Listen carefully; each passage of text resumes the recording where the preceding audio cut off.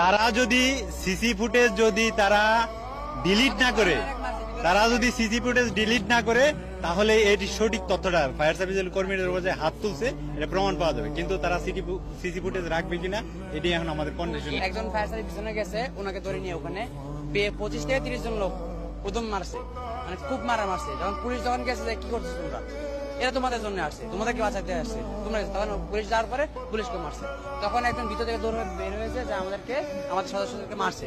তখন আমরা কয়েকজন পাবলিক যায় তাদেরকে জিজ্ঞাসাবাদ করার সাথে একজনের কলা ধরে টান দিয়ে সে কি বিতরণের চেষ্টা করছে, এটা এখান থেকে বিতরণের চেষ্টা করছে।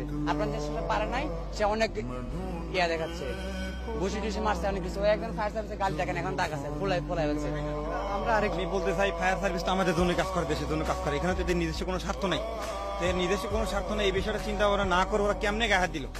আমরা সাধারণ পাবলিক, আমার এখানে কোনো কাজ আছে, আমার ছুটি হয়ে গেছে, আমার অফিস, আমি বাসায় চলে গেছি। আমি আবার আসছি এদের সাথে থাকার জন্য, যাতে একটু সহযোগিতা পাই। মেশিনগুলো ওজন ভারী, নিতে পারেন এই জায়গা থেকে ওই জায়গায়।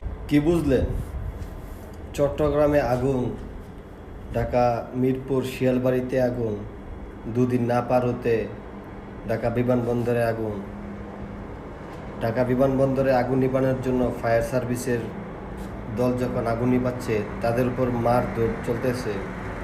আবার তাদেরকে বাঁচানোর জন্য পুলিশ গিয়েছে, পুলিশদেরকেও মারধর করতেছে। তাতে কি বোঝা যায়? পরিকল্পিতভাবে এই আগুন লাগানো হয়েছে। আগুন জ্বলতে দেবে তারা, নিভাতে দেবে না। তার মানে কি বোঝা যায়?